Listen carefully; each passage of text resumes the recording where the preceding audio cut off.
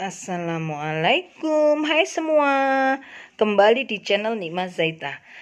Masih dalam rangka persiapan Ramadan yang sebentar lagi akan segera kita laksanakan. Dan juga masih di rumah saja karena karantina COVID-19. Kali ini kita akan membahas terkait dengan pola makan dan kegiatan atau aktivitas fisik selama bulan puasa atau selama Ramadan. Nah, pengalaman tahun lalu, saya ketika puasa atau saum Ramadan tahun lalu berharap setelah puasa berat badan saya turun. Tapi ternyata berat badan saya malah nambah. Nah, membaca beberapa makalah, hal ini terjadi karena pola makan saya yang kurang tepat. Dan pemahaman terhadap pola makan gak ada, kurang gitu ya. Sehingga kali ini kita benar-benar nih persiapan Ramadan dengan keterkaitan dengan pinginnya saya setelah Ramadan ini, saum ini berat badan saya tidak naik gitu ya. Mudah-mudahan ada juga teman-teman di sana juga menginginkan hal yang sama dengan saya. Nah, alhamdulillah saya mendapat makalah dari Dr. Kun Kawirami Harja, spesialis gizi, yang mana di dalam makalah itu ada terkait dengan bagaimana cara ataupun urutan berbuka puasa dan bagaimana komposisi ataupun urutan makan sahurnya. Nanti kita akan kupas lebih lengkapnya dan saya akan bacakan makalah tersebut. Semoga ini nanti bermanfaat untuk kita semua yang akan melaksanakan saum dan juga ingin berat badannya turun gitu ya, sama kayak saya. Oke, terima kasih. Kita mulai dengan bismillah. Bismillahirrahmanirrahim. Alhamdulillah, saya mendapatkan makalah dari Dr. Kun Kawirami Harja, spesialis gizi. Dan dalam makalah tersebut nanti kita akan coba membahas terkait dengan pola makan untuk urutan untuk berbuka dan kemudian termasuk sahurnya. Nah, sebelum kita membahas ke urutan makan atau pola makannya, coba kita akan buka firman Allah ayat atau surat ke-80 ayat 24 sampai dengan 28, tapi kita coba buka dulu di ayat 24 yang artinya, maka hendaklah manusia memperhatikan makanannya. Ya, untuk selanjutnya yang di ayat 25, kamilah yang telah mencurahkan air berlimpah dari langit. Yang mana kedua ayat ini bisa ditafsirkan untuk atau sebagai minum harus banyak, ya, minimal 2 liter per hari.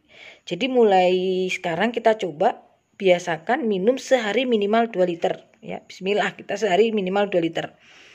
Kemudian untuk ayat 26-nya artinya, kemudian kami belah bumi dengan sebaik-baiknya. Ini maknanya bumi dicangkul dengan sebaik-baiknya karena akan ditanami dengan tanaman yang harus dimakan. Kemudian untuk ayat 27, lalu di bumi kami tumbuhkan biji-bijian atau habban. Nah, biji-bijian berarti padi-padian dan kacang-kacangan. Contoh padi-padian di negara kita itu adalah beras dan jagung. Untuk kacang-kacangan harus sumber protein nabati. Jadi bisa contohnya dari kedelai, itu tahu, tempe, kecap gitu ya. Untuk sumber protein nabati yang lainnya itu adalah kacang tanah dan kacang merah. Nah, sedangkan untuk kacang panjang dan kacang buncis ini tidak dinamakan sebagai sumber protein nabati, tetapi masuknya di kategori sayuran. Kemudian kita coba buka lagi di ayat 28 yang artinya anggur dan sayur-sayuran. Berarti harus ada buah berair, jadi harus ada buah berair banyak dan aneka sayuran gitu ya. Nah, buah berair yang banyak ini adalah ciri buah yang rendah energinya, tetapi kaya vitamin yang baik untuk kulit dan juga banyak serat. Ya, yang mana nanti ini akan dibutuhkan oleh tubuh. Dan kalau setara dengan anggur itu bisa contohnya apel, semangka, jeruk, belimbing, melon, pir, tomat, ya, dan pepaya gitu ya. Kalau dalam ayat 28 ini yang dimaksud dengan sayur-sayuran ya aneka sayuran gitu ya. Selanjutnya kita buka di ayat ataupun di surat yang lain. Dalam surat Yasin ayat 72 yang artinya kami menundukkan hewan-hewan itu untuk mereka. Sebagian dijadikan tunggangan dan sebagian lagi untuk mereka makan. Dalam ayat yang lain, daging sebagai sumber protein hewani dapat diganti dengan sumber protein hewani lainnya. Jadi misal kayak ikan atau ayam atau telur gitu ya. Tetapi hanya boleh satu macam. Maksudnya gini, apabila kita sudah ada atau sudah makan ayam atau sudah ada ayam, maka daging, ikan, telur ya tidak usah gitu. Jadi salah satu saja, hanya satu macam aja. Kalau kita mau makan itu porsinya satu gitu. Untuk kaitannya dengan protein hewani. Kemudian selanjutnya di surat 2, surat Al-Baqarah ayat 168, Allah memerintahkan orang-orang mukmin untuk mengkonsumsi makanan yang halal dan thayyib. Nah, halal ini tidak hanya semata-mata dalam zatnya, tapi juga halal dalam cara memperolehnya. Nah, makanan harus thayyib, harus baik. Ini dalam makalah Dr. Kun bahwa menurut ilmu gizi tidak hanya enak, tidak mengandung penyakit, ya, tetapi juga harus mengandung semua zat gizi yang diperlukan tubuh. Jadi makanan yang dikonsumsi sepanjang hari akan thayyib bila kandungan gizi untuk kesehariannya mengandung semua zat gizi lengkap dalam jumlah cukup. Lengkap dalam jumlah cukup, ya. Sekali lagi, lengkap dalam jumlah cukup. Artinya tidak kurang dan tidak melebihi kebutuhan. Jadi pas, ya. Bahan makanan yang disebutkan dalam surat Abasa tadi ayat 24 sampai dengan 28 dan surat Yasin ayat 72 itu sudah lengkap mengandung semua zat gizi. Tetapi jumlahnya tidak boleh berlebihan. Jadi dalam Al-Qur'an tadi itu tidak boleh berlebihan. Jadi kita kalau makanan itu tidak boleh berlebihan dan tidak boleh pula kekurangan. Jadi bahwa makanan yang dikonsumsi tidak berlebihan, ini adalah sesuai dengan perintah Allah juga di surat Al-A'raf ayat 32 yang artinya makan dan minumlah kalian tetapi jangan berlebihan. Sebab Allah tidak suka yang berlebihan. Orang yang makanannya berlebihan tentu berat badannya akan naik. Nah, ini sudah ya, ini ada di tadi surat Al-A'raf ayat 31. Sekarang kita membahas terkait dengan semua kebutuhan zat gizi sehari-hari akan lengkap kita peroleh bila makanan tersebut tersusun oleh 4 golongan bahan makanan 4 sehat. Nah, yaitu yang pertama itu bahan makanan sumber karbohidrat seperti beras, gandum, jagung, kentang yang dalam Al-Qur'an dibatasi dalam padi-padian. Kemudian yang kedua, bahan makanan sumber protein hewani. Ini seperti daging, ikan, dan telur. Yang ketiga, bahan makanan sumber protein nabati yang bersumber dari kacang-kacangan seperti tahu, tempe, kacang merah, kacang tanah. Yang keempat, sumber bahan makanan ini sumber vitamin ya. Bahan makanan sumber vitamin, mineral, dan serat berupa sayur dan buah-buahan. Kalau susu sebagai protein dan kalsium dapat ditambahkan bila makanan 4 sehat hanya dimakan 2 kali, itu sahur dan buka. Jadi susu dan sumber protein dan kalsium dapat ditambahkan nanti ketika kita buka puasa karena 4 sehatnya hanya dimakan 2 kali, itu sahur dan buka. Selanjutnya perintah Allah tentang makanan tersebut. Jadi perintah Allah tentang makanan yang sehat tadi itu berlaku setiap saat. yang mana komposisi makanan penyusun menu di bulan Ramadan harus terbuat dari 4 golongan bahan makanan 4 sehat plus susu. Jadi harapan di sini ketika nanti kita buka puasa ataupun sahur itu bahan makanan yang 4 sehat tadi ditambah susu ya, diupayakan kita bisa pakai itu gitu ya untuk asupannya. Nah, jadi tadi yang kita akan makan itu hanya dibatasin satu macam. Jadi kalau misalnya kita sudah pakai nasi, kemudian ya jangan jagung, ya nasi ya jagung, jangan ya nasi. Kemudian ditambah protein hewani, bisa ikan atau ayam atau telur gitu ya. Tapi satu macam, tidak boleh ayam, telur, ya gitu ya. Ayam atau telur atau daging. Jadi kalau udah ada itu ya sudah. Untuk protein nabati ini bisa tahu atau tempe gitu, atau kacang tanah, kacang merah. Jadi gitu, dan sayur-sayuran juga bisa. Nah, sehingga insya Allah kita sudah komplit nih 4 sehat tadi, komposisi makanan 4 sehat. Mengingat keterbatasan waktu untuk mengkonsumsi makanan di bulan Ramadan, maka kita coba makanan itu tersusun dari 4 sehat tadi. Kebutuhan energi tetap tidak bisa terpenuhi, tetapi kebutuhan protein, vitamin, mineral akan cukup gitu ya. Nah, biasanya di bulan Ramadan ini di pertama saum berat badan turun 1,5 kilo, itu sekitar 1,5 kilo. Kemudian pekan kedua itu sekitar 1 kilo, dan pada pekan ketiga itu biasanya turun sekitar 0,5 kilo ya. Dan pada pekan keempat berat badan tidak turun. Pekan kelima setelah lebaran biasanya naik cepat nih, berat badan naik cepat. Pada hari keempat pasca lebaran berat badan sudah kembali ke berat sebelum saum. Dan pada hari kelima pasca lebaran biasanya berat badannya akan melebihi berat badan sebelum saum. Nah, untuk mencegahnya supaya berat badan tidak naik lagi, maka ini di hari kedua pasca lebaran itu diharapkan saum Syawal. Itu ya ini pas banget gitu ya. Karena biasanya di hari kedua setelah lebaran itu kita ada saum Syawal. Nah, menurut hadis yang diriwayatkan oleh Muslim, barang siapa berpuasa Ramadan penuh lalu diikuti puasa 6 hari dalam bulan Syawal, maka dia seperti berpuasa seumur hidup. Jadi kalau pengen nggak naik berat badannya, di hari kedua lebaran baiknya puasa Syawal gitu ya. Kita akan coba nanti, ini akan kita coba atur jadwalnya.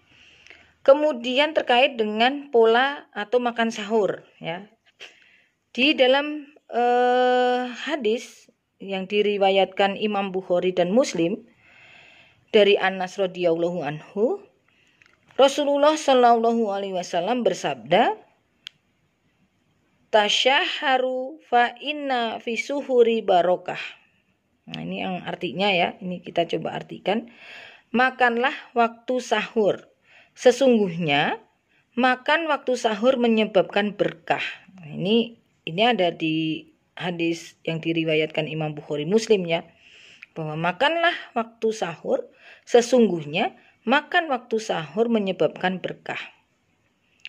Walaupun nih masih banyak yang malas untuk sahur, karena biasanya memang malas bangun gitu ya. Sehingga jarang, nggak sahur cukup kuat begitu, sehingga nggak sahur. Nah, padahal bila kita sahur, ini insya Allah nih dengan susunan makan sahur yang baik, insya Allah kita akan kuat menghadapi atau melaksanakan saum. Jadi sebaiknya tetap sahur, sudah dapat berkah dan juga untuk kekuatan kita, sehingga mudah menghadapi saum, untuk melaksanakan saum. Jadi kita akan kuat nih ya. Urutan makan sahur ini sebagai berikut nih. Ini yang kita akan catat dan kita akan coba praktekkan nanti. Awali dengan minum sedikit. Nah, lalu nasi lengkap 4 sehat. 4 sehat tadi ingat ya. Kalau udah ada nasi tidak ada jagung, jadi nasi, kemudian ayam misalnya, terus setelah itu tempe, setelah itu sayur-sayuran, dan ditambah susu gitu kalau ini ya. 4 sehat, yang penting 4 sehat aja dulu. Nah, lalu makan buah yang manis yang berair banyak ya.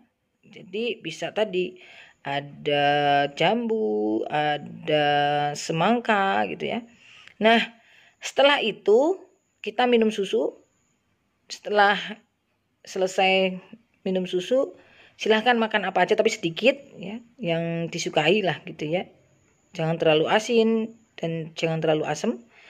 Kemudian baru minum yang banyak nih, sekitar 3-4 gelas air putih. Ini untuk sahur. Jadi kita coba untuk sahur nanti kita praktek makanan 4 sehat, kemudian ditambah buah yang banyak airnya, bisa melon, bisa semangka gitu ya, yang berair banyak. Kemudian ditambah minum air putih 3-4 gelas. Nah, kemudian nih saat berbuka. Ini menurut hadis yang diriwayatkan Imam Bukhari dan Muslim dari Sahal bin Sa'ad bahwa Nabi Shallallahu Alaihi Wasallam bersabda, manusia tetap berkondisi baik selama mereka menyegerakan berbuka. Nah ini akan tetap kondisi baik dengan kita menyegerakan berbuka gitu ya. Terus kemudian dengan apa Rasulullah berbuka? Nah ini menurut hadis yang diriwayatkan Abu Daud dari Anas radhiyallahu an, beliau berkata, Rasulullah Shallallahu Alaihi Wasallam biasa berbuka dengan beberapa rutop atau kurma basah. Jadi bila rutop tidak ada, maka Rasul membatalkan saumnya dengan tamar atau kurma kering. Dan kalau tamar tidak tersedia, dengan beberapa teguk air putih. Jadi begitu ini kalau Rasulullah berbuka puasa. Kemudian rutop itu apa sih gitu ya? Rutop itu buah kurma yang baru dipanen, yang masih banyak mengandung air. Kalau tamar adalah kurma kering yang banyak di pasar. Jadi ya kayak di negara kita banyak nih tamar, ya kurma kering. Nah, sebenarnya dalam membatalkan saum itu air bukan pilihan utama. Jadi sebaiknya itu secara gizi ini bisa diganti, kalau nggak ada rutop bisa diganti dengan buah-buahan yang berair banyak. Jadi yang tadi bisa dengan apel, semangka, jeruk, belimbing, kemudian melon ataupun anggur, pir, tomat, pepaya gitu ya. Karena buah yang berair banyak itu ciri dari buah yang rendah energi tetapi kaya serat dan vitamin untuk kulit.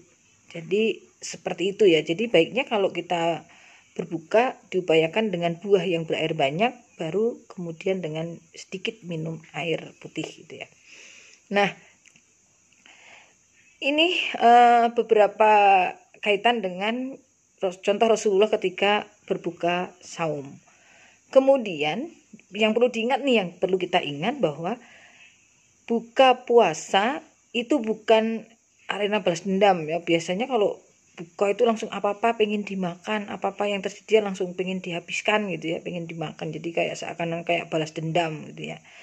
Tetapi ini tuh untuk bisa menjadi ajang untuk kita mempraktekkan penguasaan hawa nafsu. Jadi kita coba tahan untuk tidak makan tahan nafsu untuk tidak makan semua yang ada disajikan gitu ya. Kita pilih yang tadi ya. Yang pertama kita dengan buah yang berair banyak, kemudian baru kita minum air ya. Nah, ini kita coba urutin untuk berbuka ya. Jadi coba sebagai pengganti rutop. Jadi sekali lagi kita coba urutan untuk berbuka. Sebagai pengganti rutop, batalkan saum dengan buah berair banyak. Kalau bila perlu ya di blender gitu ya. Tapi kalau tidak di blender ya bisa dikunyah seperti biasa dengan lembut ya. Setelah itu, setelah makan buah baru dengan air minum, yaitu dengan tidak ya, sedikit minum air gitu. Nah, setelah kita membatalkan puasa, kita langsung mengambil air wudhu, sholat,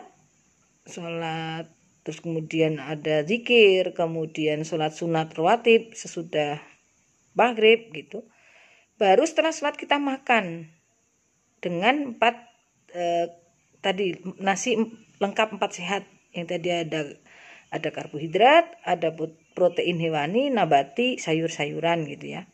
Nah, setelah itu bila ingin kita berat badannya turun banyak, maka setelah makan nasi 4 sehat itu stop, kecuali minum. Ya, hanya minum air itu 4 sampai 5 gelas. Selebihnya tidak usah makan apa-apa gitu ya. Jangan nyemil-nyemil lagi gitu. Nah, tapi kalau pengen nambah berat badan ya silahkan makan, setelah itu makan apa, kue atau apa yang manis-manis ya, tapi ya jangan banyak-banyak, nanti jangan-jangan pas taraweh malah jadi apa istilahnya ya jadi malah kepingin tidur gitu ya, karena jadi nggak khusyuk karena banyak makanan yang masuk. Nah, atau malah kalau perlu setelah sholat taraweh, sholat isya ya silahkan makan, tapi ya jangan banyak-banyak gitu. Kemudian sebelum tidur baiknya minum susu dulu. Itu untuk berbuka puasa. Kalau saya akan coba, karena saya ingin di puasa ini berat badan saya turun banyak. Jadi mudah-mudahan terwujud, dan mudah-mudahan teman-teman yang lainnya bisa coba juga. Nanti kita ada challenge nih selama Ramadan, selama saum. Setelah itu kita turun berapa kilo. Nah, ini bisa jadi challenge nanti ya. Nah, untuk menu untuk mencegah kadar asam urat naik. Nah, ini kalau misalnya yang punya asam urat naik, apa sih yang harus dihindari? Makanan apa saja yang harus dihindari? Nah, ini ya. Itu sebaiknya hindari makanan yang sedang tumbuh, seperti pucuk sayuran, buah tangkil, kemudian kecambah ya, seperti toge, kacang tua yang siap berkecambah, tempe, teh, kopi. Itu terlalu banyak madu itu baiknya dihindari supaya asam uratnya nggak naik gitu ya.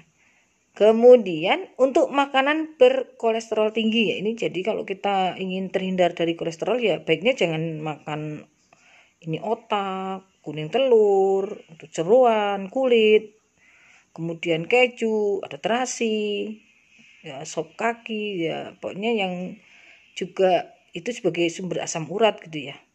Jadi hindari mengkonsumsi tersebut, atau yang biasa dicampur bahan makanan seperti martabak, brownies, pizza gitu ya, itu baiknya juga dihindari. Catatan dari makalah Dr. Kun, terlalu banyak makan, apalagi bila banyak mengkonsumsi makanan minuman bergula saat berbuka, memang akan menyebabkan badan atau tubuh cepat terasa segar. Namun pada saat mendengarkan ceramah tarawih bisa jadi terasa sangat ngantuk, dan bahkan selesai tarawih perut akan sangat lapar. Bisa jadi pulang tarawih kita akan langsung makan lagi gitu ya, sehingga berat badan susah turun kalau begini gitu ya. Jadi memang baiknya ketika buka hindari makanan-makanan yang banyak mengandung gula gitu ya. Jadi yang tadi aja cukup ya. Ya, coba untuk makanan yang cukup dengan 4 sehat tadi ditambah dengan sedikit buah-buahan sudah cukup ya. Kemudian apa sih pola aktivitas fisik saat saum? Nah, ini pada saat saum tetaplah melakukan aktivitas fisik rutin gitu ya. Jadi bukan terus saum kita tidur terus nggak ada aktivitas fisik lainnya. Jadi karena kalau terlalu banyak tidur juga akan menyebabkan badan terasa lesu gitu ya. Jadi lemes malahan gitu. Apalagi kalau jam 3, wah itu akan memuncaknya sekitar rasa lesu itu di jam 3. Karena saat itu kadar glukosanya sangat rendah ya. Tubuh akan terasa segar kembali bila kadar glukosa naik.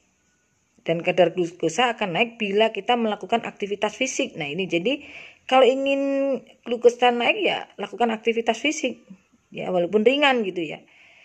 Dianjurkan ya, ini di dalam makalah Dr. Kun dianjurkan pada sore hari sekitar jam 4 sampai jam 5 sore dengan kegiatan olahraga ringan Jadi seperti jalan kaki, menyapu halaman, nyiramin tanaman, ya gitu ya. Itu aktivitas-aktivitas itu harus tetap dilakukan. Kemudian kalau olahraga ringan ya seperti ya jalan kaki tadi ya, olahraga ringan gitu ya. Untuk apa?